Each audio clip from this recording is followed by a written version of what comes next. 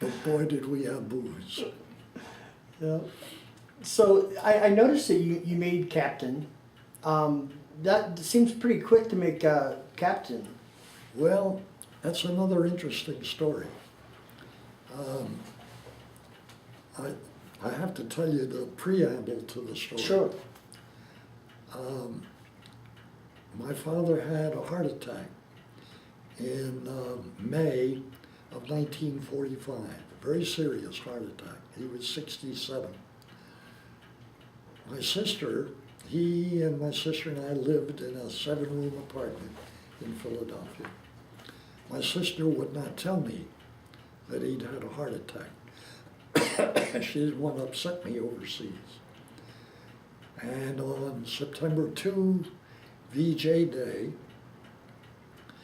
the commanding officer of our outfit picked me to be the advanced echelon to go to Japan on September 5.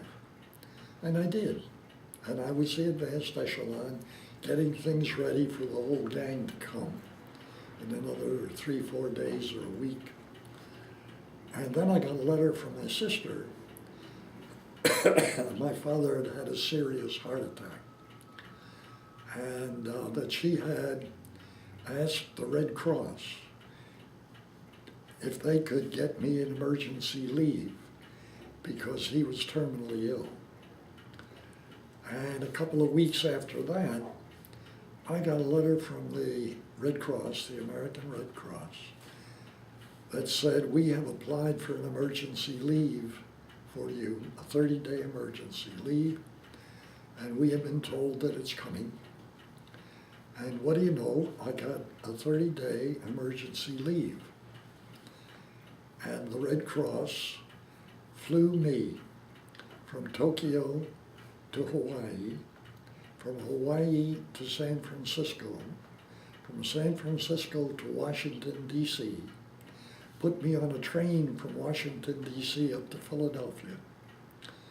My sister met me at the train station, midnight, so I didn't see my father until the next morning.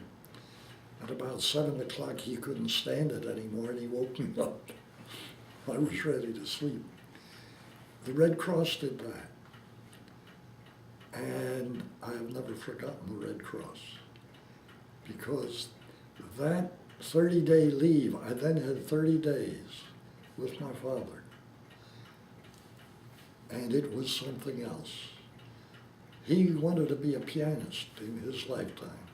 He did not want to be a doctor, but he was the oldest son of an oldest son, and the tradition was that the oldest son is a doctor. But he played the piano 2 hours a day, every day of his life. And he and I played duets on the piano. And we had this 30-day leave playing duets. That's great. Now, 30 days were up. I had to go back into active duty. And the place that I went from Philadelphia was a little town called Indiantown Gap, which was about 100 miles from Philadelphia. And I went there toward the end of December. And on Christmas Day, I was being processed by some woman non-com for discharge. Now, in those days, they had a point system for discharge. I don't remember. 1 point for every month of service, 1 point for every month overseas, 1 point for every, et cetera, et cetera.